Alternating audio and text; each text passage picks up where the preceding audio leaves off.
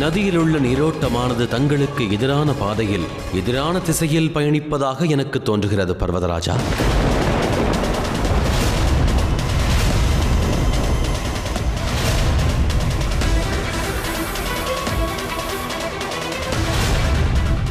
ஒரே திசையில் செல்லுமாறு நர்மதை நதிக்கு கட்டளையை அறிவிக்கலாமே.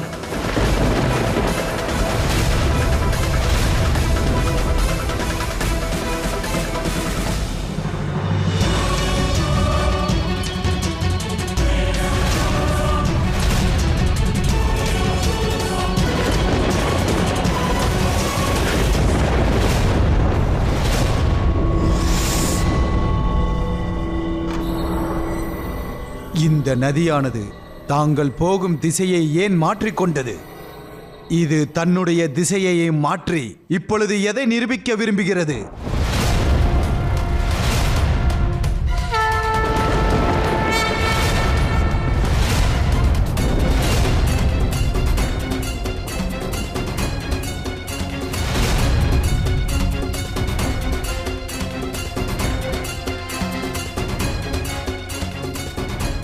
ஏன் இவ்வாறு நடக்கிறது?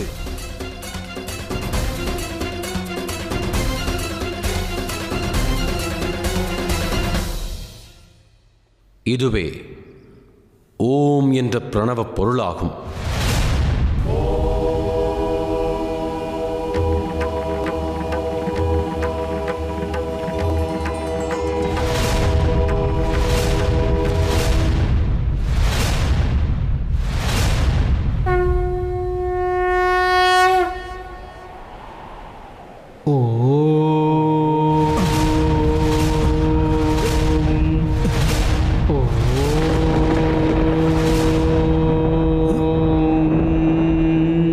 ஓமா, இது என்ன ஒளி மகாதேவா? இந்த ஓம் என்றால் என்ன? ஸ்வரங்களின் ஆதாரம் ஓம். ஓம் என்பதிலேயே சர்வ சிருஷ்டியும் இயங்குகின்றது பர்வதராஜா. இக்காரணத்தினால்தான் இப்பிரபஞ்சத்தில் உள்ள அனைத்துமே இந்த ஓம் என்ற ஓசையுடன் ஒன்றுபட்டுள்ளது. ஓம் எதை உணர்த்துகிறது மகாதேவா? அதனை நீ அறிந்து கொள்வது சாத்தியமற்றது பர்வதராஜா. அனைவராலும் அதை உணர்ந்து கொள்ளவே இயலும். ஆனால் எப்படி? அதை உச்சரிப்பதால்.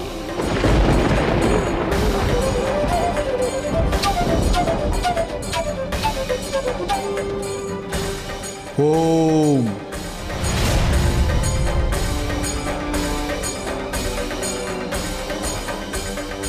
இது என்ன ரகசியம் மகாதேவா?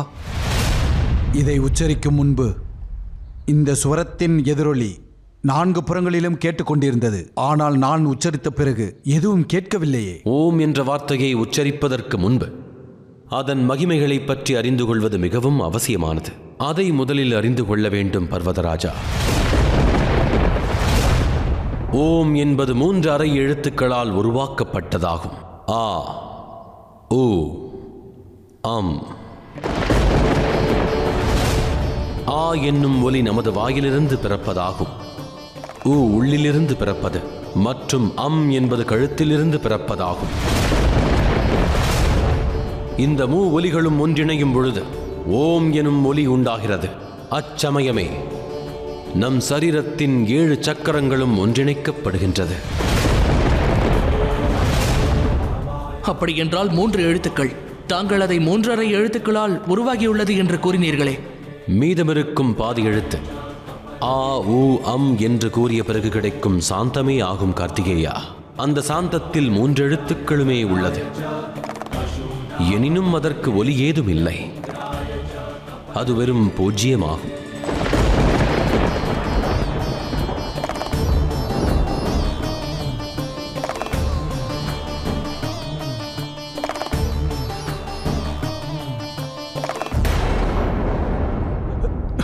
என்னை மன்னித்து விடுங்கள் மகாதேவா.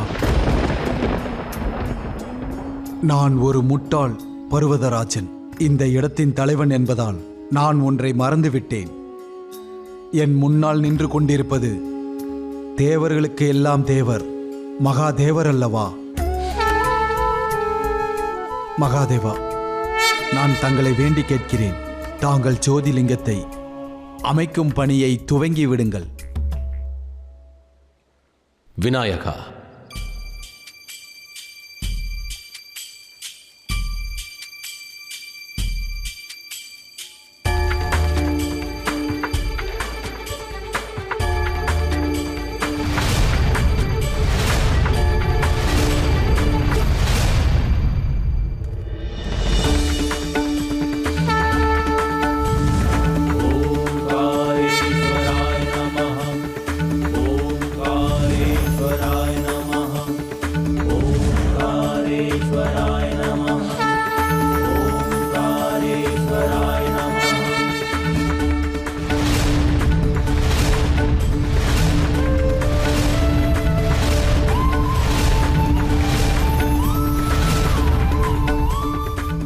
இது ஓம்காரத்தின் மகிமையாகும். இவ்விடத்தில் மகாதேவர் பிரபஞ்சம் முழுவதற்கும் ஓம்காரத்தை கற்பித்துள்ளார். அதனால் நர்மதை ஆற்றங்கரையில் நிறுவப்பட்டுள்ள இந்த ஜோதிர்லிங்கம் ஓம்காரேஸ்வரர் என்ற பெயரால் அழைக்கப்படும்.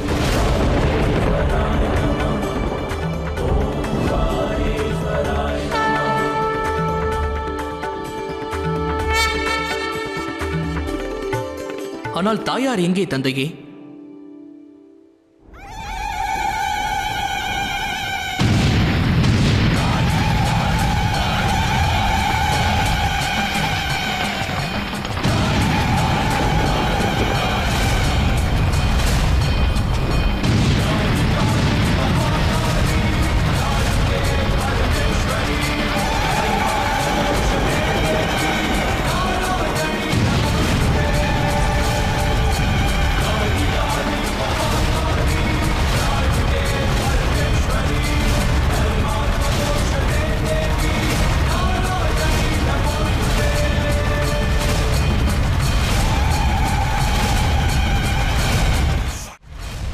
மகாகாலனும் மகாகாளியும் எப்பொழுதும் ஒரே லயத்திலேயே இருக்கின்றனர். பர்வதராஜனுக்குரிய திசையை காட்டி எனது கடமையை நான் ஆற்றிவிட்டேன். மகாகாளி அவரது கடமையை நிறைவேற்றும் தருணம் இது.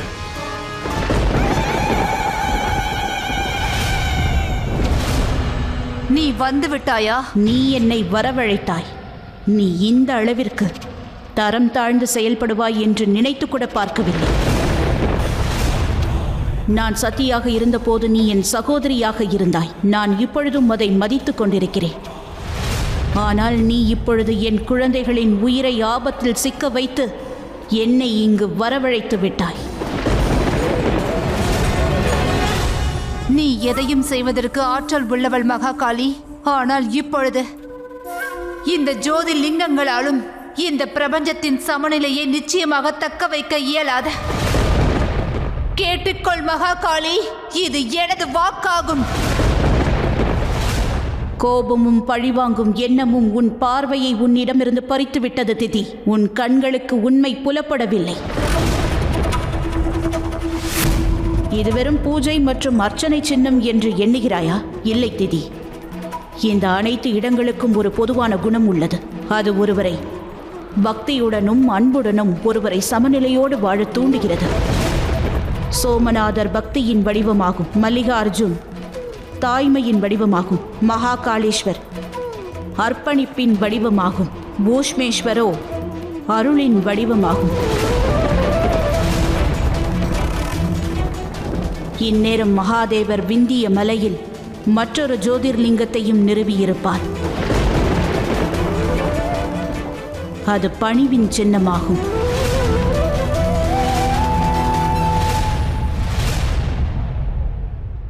நீ கேட்பது அனைத்தும் உண்மை திதி. 12 ஜோதிர்லிங்கங்களும் நிச்சயம் நிறுவப்படும். இப்பொழுதும் உனது இந்த தீய பாதையை நீ மாற்றிக்கொள்ளவில்லை என்றால்